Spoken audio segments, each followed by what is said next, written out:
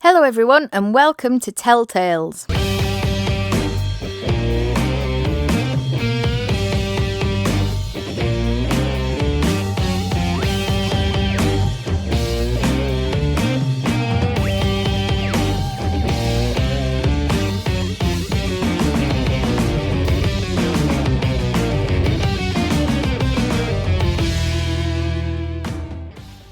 Blimey, I can't believe it's almost summer. I started the podcast series in the deep, dark Yorkshire winter, and all of a sudden it's light at 10 p.m. and we're still sat in coats. But the summer days are just a few days away, so just to get you in the mood for summer, this podcast is going to be about the thing we spend most of our year dreaming about: holidays. So you've decided to go on your jollies. You optimistically traipse down to the travel agent and sit there while they navigate through a billion questions on some ridiculous, outdated-looking database of abbreviated resorts, hotels and flights for them to give you a ridiculously inflated price tag, which you ooh and ah and take deep breaths about, whilst looking at your travel buddy, secretly hoping that the other person either commits to it or says no, so you've not made the decision. And then you start the big haggle. Eventually, you end up with totally different plans in a totally different country and going at a totally different time, but it seems a more realistic price. Maybe this is just me being thrifty Yorkshire, but memories of my parents booking holidays as a child were the stuff of stressful yet enthralling nightmares, and I reckon as an adult it's even more stressful because you have to think about paying for it. Nowadays, I just get on the trusty old interweb, book the bargain flights at the crack of dawn on the day they're released. It's much cheaper. And then I email the apartment to say, we're coming on these dates, keeping my fingers crossed that it's available. And it's so much simpler. No stress, well, less stress. No sweltering travel agent's office with people sat behind a desk with daft neckties on, looking like they've just walked off a British Airways advert. And no pressure. You can just spray some coconut air freshener around your room, whack the heating up to get you in the holiday mood, click confirm, and away you go. So you're all booked. The excitement bubbles from within, and you're just a pina colada away from, well, another pina colada. So fast forward a while. You've had the holiday countdown ticking away on your phone calendar. The time to crash diet has been and gone, and the time to escape to the sun is finally upon you. There's two types of people in this world when it comes to holidays: the prepper and the procrastinator. Now, when it comes to holidays, I'm the prepper. A month before the holiday, I have a dozen checklists of things to do, things to pack, things not to forget, things to turn off in the house, things to lock up, jobs to get done before I go. I like to get the online check-in done as soon as the email from the airline telling me to check in pings into my inbox. I get the tickets printed, make the obsessive lists, get a massive Aldi bag in the middle of the lounge floor to start putting clothes in. As soon as I find something nice to take with me, it goes in the Aldi bag, until the bag's overflowing with a billion pairs of knickers, 25 summer dresses and 7 phone cables, just in case your phone cable fails over there, because it's not like they don't have shops or anything that sell phone cables. Then you have your liquids, downsized versions of things that you don't really use at home, but might need on holiday, all squished into a tiny press and seal sandwich bag. By the way, have you noticed that nowhere seems to sell the right size see-through plastic press and seal bags for hand luggage? There could be a market for that, you know. Then you have the procrastinator. We all know one. They leave everything to the last minute, the airport parking, no lists, the passport being on the verge of out of date, the packing gets done an hour before setting off to the airport, few pairs of undies, a pair of jeans, a pair of shorts, a couple of t-shirts in case you spill. This'll do for a 3-week holiday, won't it? Inevitably, the prepper and the procrastinator end up in the same place. I end up taking most of the contents of the Aldi bag back out of the bag, as I've got to fit 3 weeks' worth of clothes into a hand luggage suitcase that will cram into one of those annoying sized box things at the airport without having to sit on it to get it to fit. Prime example of us all ending up at the same place. I'm a prepper and my dad's a procrastinator. He's a, why do something you can't be bothered about today when if you die tomorrow you've wasted yesterday? Your last day on earth being able to do something that you want, filling a suitcase with stuff that you're never going to wear. I can almost see his point, really. Every time I have to ask myself, Do I really need to pack a pair of flip-flops for the beach, my Doc Martens in case it's cold, my trainers in case I go for a long walk, and my sea shoes in case I go snorkeling? Which, by the way, sea shoes, those shoes that have got like a wetsuit fabric on top and rubbery soles. Anyway, they're pretty much useless, apart from you don't have to do the blistering hot sandy beach dance. A couple of years ago, I went snorkeling. So I'm floating around looking at the pretty fishes, and I drift into this cove bit where there's all these spiky black evil looking things lurking on the seabed. They looked further away through the snorkel goggle things, small and far away, or so I thought. So I panic and try and warn my dad about them. He was also snorkeling about in that cove. Now I'm not the best swimmer, so I flounder my arms about, legs everywhere, and I kick my feet down in an attempt to keep my head above the water. Kick my foot straight into one of Satan's seabed spikies, a black, needly sea urchin. A big nasty spike stuck right in the end of my big toe. The sea shoes were utterly useless in the battle with the sea urchin. It went straight through the fabric on the top and impaled me. Absolute agony. Naturally, being me, I panicked, and then kicked my legs out and scraped my leg on a huge rock that was at the side of the cove. So I'm bawling with pain, flailing my arms and legs, trying not to drown, blood everywhere because of the rock incident, and worrying about sharks getting a taste for blood. Also, in true Chantel style, it was a Sunday, so no shops or chemists were open, no antibacterial stuff to put on my legs and feet. The only option was the miniature Jack Daniels that I'd not drunk on the aeroplane. So I'm there dabbing JD onto me toe and my leg, whilst drinking the rest of it for the pain. I felt like something out of a cowboy film crossed with Finding Nemo and The Little Mermaid. I just needed the leather strap to bite on and a merman to grab hold of me and save me. Or Jason Momoa, also known as Aquaman, would do actually. I also wondered if weeing on my own foot would quell the pain. I'm sure I saw that in an episode of Friends once, although that might have been jellyfish stings. Anyway, I stuck with the JD rather than the alternative. So, after the sea urchin incident, I thought I'd play it safe for the rest of the holiday, which would have been perfect, except the snorkelling incident was the hottest day of the year, in the middle of a Spanish heatwave. It was 48 degrees C in the shade and 51 degrees C in the sun, and I snorkeled for a few hours. So Monday came around and I wake up in even more agony. Have any of you ever been to the Krispy Kreme factory shops, where you can watch the donuts being made? They put them in the oil and the cook on the bottom half and then flip them over to cook the other side. So initially, just one side is cooked. Well, it looked a bit like that. The back of my legs, my bum, my back, everything on that side was lobster red. I couldn't sit down or lay on my back. It was scorchio. Suffice to say, I haven't been snorkelling since. Back to holiday prep. Is it just me? But when you need to use the printer to print the tickets, the airport parking, the travel insurance, etc., the computer says, nope, can't find the printer driver. It's plugged in, switched on, I can see it. It's there, all plugged in and lit up. So why does the computer choose now to throw a wobbler? So eventually the printer plays ball, you find your passport that the cat hasn't hidden so you can't leave her behind. Speaking of the cat, when it comes to time to go, have you noticed the cat starts playing her favourite game of hide and seek? She finds the most inaccessible places to hide, on top of a wardrobe, behind a desk, down the back of the bed. As soon as she sees the suitcases come out, she knows we're off to catch some sunshine and that there'll be no dreamies for her for a couple of weeks. So it's almost time to set off for the airport. The panic sets in. You're obsessively checking the lists. Have you got the passports and the tickets? Are all the windows locked? Have any random neighbourhood cats snuck in? Are all the plugs switched off? Is the heating off? Did I turn the hair curling tongs off? Is it just me that has this last minute panic? Perhaps it's just me being a prepper again, but does anyone else scour TripAdvisor for the month leading up to the holiday to find the best bars and restaurants? I just call it doing my homework. So you finally get to the airport and get to security. Have you noticed how the security people make you feel guilty about something? They always seem really grumpy and stern. You start panicking in case you've not put the liquids in the sandwich bag.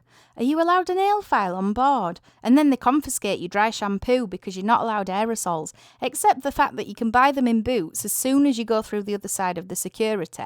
So it's not like you're going to damage the plane with your Batiste. But I suppose it's a good way of conning you to spend £4 on a new can of dry shampoo.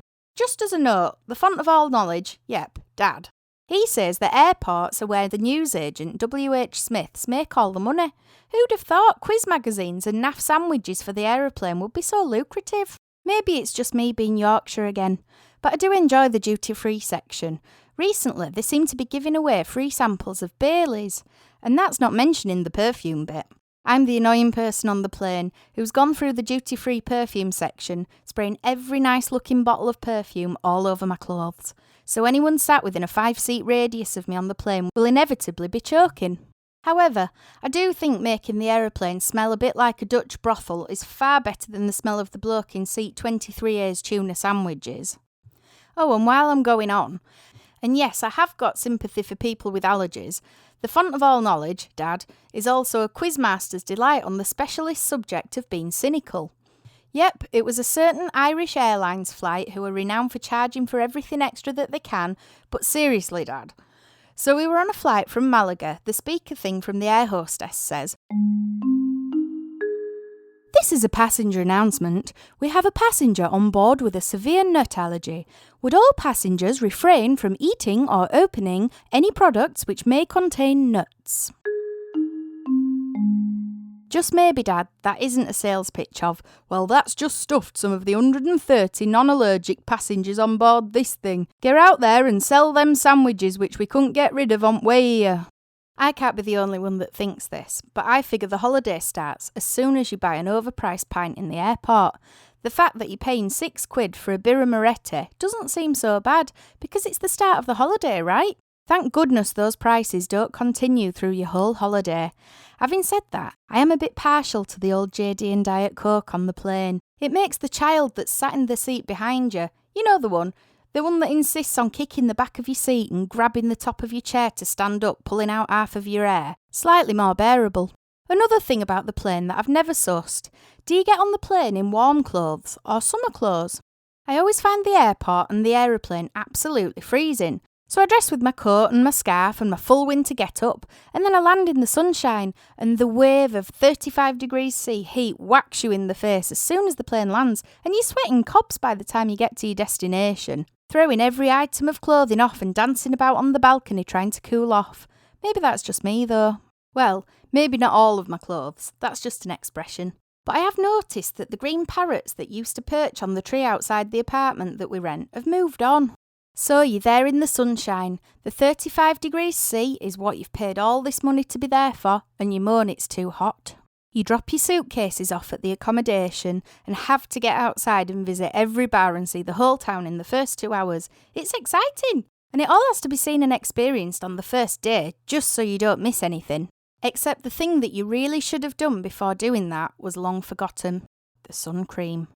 So you're there, living life to the full, enjoying every second of it and sipping on a pina colada. You eventually get back to your accommodation, nip to the loo and look in the bathroom mirror. A lobster shade version of yourself is looking back at you. Is it just the fluorescent lighting and the reflection from your dress? Or is it your sizzling skin that's crying out for the aloe vera after sun gel that you didn't pack because it wouldn't fit into the little plastic bag and you've only left it too late to go to the shop because they all closed 3 hours ago? The only optimistic part of this is you tell yourself to learn from it and slather on the factor 50 for the rest of the holiday and hope that by the time you get back home you've shed the scorched skin and finally gone brown. So not my sort of holiday.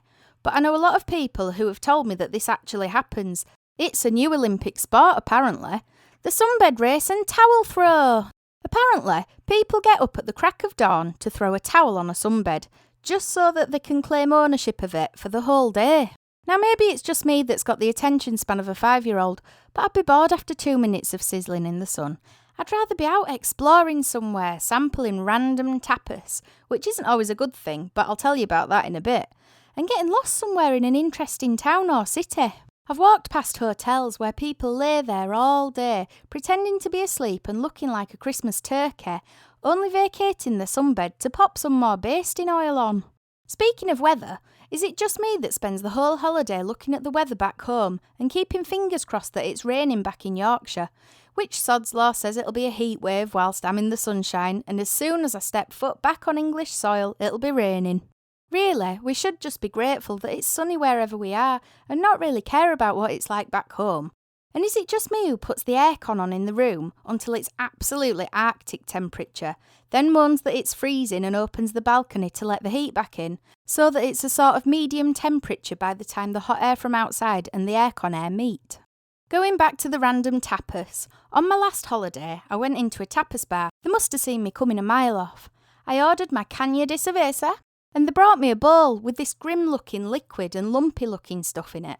I prodded it about a bit and determined that it wasn't something that looked anything near edible, asked what it was, to which the bar bloke says, "Es chaos," and grinned at me. I didn't ask any more questions.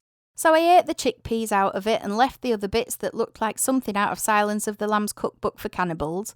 Asked my dad, "What's chaos, Dad?" as I left the bar, to which he replied, "Organs, tripe, brain, chickpeas and a bit of chorizo." I knew it. I was so right to leave it. I'd walked into the Spanish Hannibal Lecter's lair. Speaking of making a hash of languages, I always like to give the lingo a go. More often than not, I make a total fool of myself, as if you could imagine that. So I speak a tiny bit of Spanish, but often get it wrong. A couple of years ago, I had a bottle of Diet Cola and wanted a glass for it. So I toddles off up to the bar to ask the bar bloke for a beso, to which he smiles at me and plants a smackaroony on me. I was astounded. Was a holiday romance that easy? Surely not. Basically, I'd asked for a kiss, a beso, thinking that I'd asked for a glass, which would have been a baso. So this is why it's important to concentrate in your Spanish lessons. It always makes me laugh how some people figure that they're speaking the lingo by speaking slower, louder, and waving their hands about like a drunken game of charades and using foreign prepositions.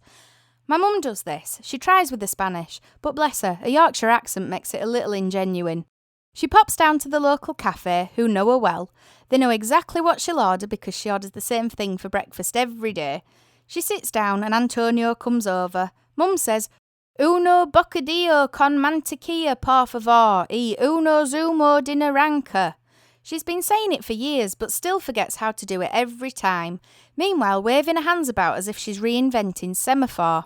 Unbeknown to most people, Dad can actually speak a bit of Spanish. Well, to be honest, he can speak more than a bit of Spanish. He's been learning it for the last 30 years. So the other day I jumped in the car, tried changing the radio, and guess what? It's changed everything to Spanish. How am I supposed to know that I'm speeding when the car's talking to me about a cámara de velocidad? And how am I meant to use the sat-nav anymore? I attempted to change it back, however all the settings were now in Spanish.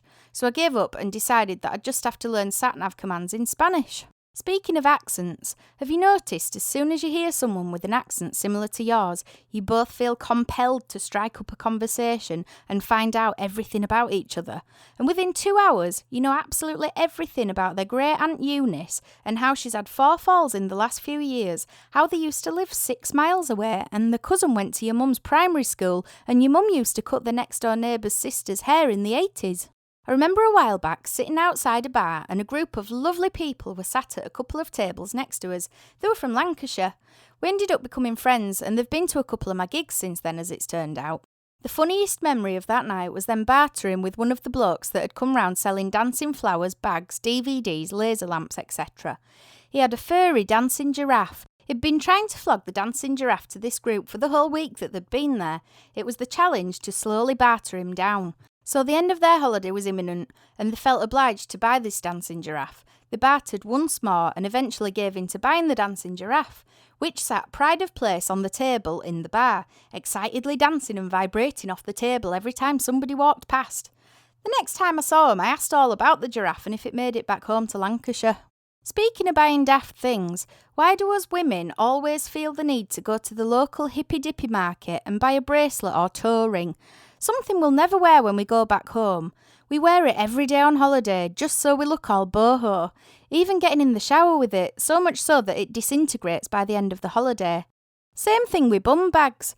I can't say I've seen many people walking around Yorkshire with bum bags on, but everyone seems to drag them out of the wardrobe for the holidays. Safe to say, I don't possess a bum bag. When it comes to gifts, how can we buy the most predictable tat every time we go away?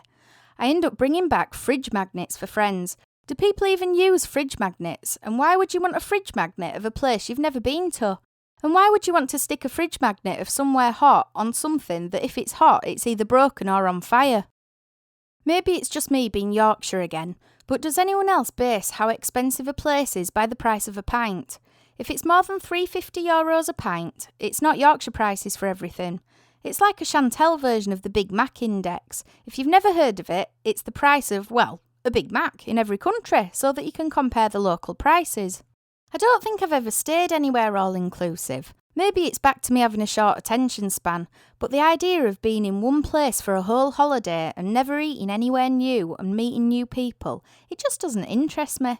I like to do something different every day, grab a bus to somewhere random and have an explore. Plus, I always worry about those holiday programmes where they go into a posh hotel and the chicken's still moving, has flies on it and cockroaches in the soup. Actually, that's probably Dad's influence. When I was a child, we went half-board to a place where the self-service buffet was not only for customers, but the Andalusian cockroach convention. So you've had your amazing holiday, lived it up, got burnt, eventually gone brown, had numerous hangovers, and it's time to go back to normal life, with the holiday becoming a distant memory and a series of phone pictures of meals that you've eaten, drinks that you've had, and random cats that you've walked past, attempted to stroke, and got wounds from. The most depressing part of the end of the holiday isn't just the holiday ending. The thought of coming back to the rain, the thought of coming back to a load of work, oh no. Just to make you more miserable, you have to do the whole airport thing again. The queuing, the security, the sitting next to the bloke with the tuna sarnie. If the holiday has to end, I'd rather it just ended, and the 2-hour palaver in the airport, the 3-hour flight, the horrendous traffic, miles of roadworks and bad driving on the drive home from the airport, just to remind you that you're back on English roads. I'd rather it just didn't happen. There's another type of holiday though, that avoids the airport and sticks with the English traffic. It's the staycation.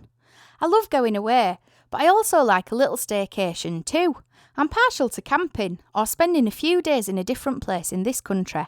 I like the earthiness of camping, the traipsing through the mud and stubbing your toes on rocks because it's pitch black, just to navigate the loo in the middle of the night, the camping stove and the barbecue cooking failures of raw sausages when you run out of gas or the coals go cold, the lack of phone signal. Actually, that's probably the best bit about camping. So, in true Chantel style, the most ridiculous thing happened when I went camping a few years ago. I'd gone kayaking on Windermere for the afternoon. Now I envisaged kayaking like gently rowing round the lake in a pretty dress like the pre-Raphaelite paintings. So I'm there in my pretty white floaty dress, didn't realise kayaks had holes in the bottom of them to keep them afloat, making them full of water, and they're not nearly as ethereal and glamorous as I imagined. So anyway, I got stuck in with the rowing, and it was good fun after I'd accepted that I would be drenched, soggy and uncomfortable for the rest of the day. After kayaking, I got back to the car and figured for comfort I'd take my posh new Debenhams knickers off and stick them in my coat pocket. As everyone knows, sitting in soggy undies for the day is just not fun. So I dried off, went for a pizza, carried on camping for a few days and had a great time. Came back to Bradford to normal life. A few weeks pass and I'm walking down this road with Dad. Now, most people know that I'm naturally clumsy. It's down to being hypermobile and my joints going in all sorts of directions that they shouldn't at times when I don't want them to. And I step off a curb, fall over in front of Dad, and he falls over me. Maybe it's him I get it from. Thankfully, and not sure how I managed it, but I was unscathed. I looked at Dad and he was far from unscathed. Blood everywhere. He'd broken his nose and it were pouring with blood and there were grazes all over his face. Another thing that you'll know if you know me well is I can't be doing with things like blood. So I got brave and realised I needed to stem the blood flow. Thinking I might have a tissue in my pocket, I reached into my coat pocket. And what did I find? My lovely Debenhams knickers from the kayaking incident. It was a last resort and my only comment to Dad was, "Don't judge me, but just shove these over your face."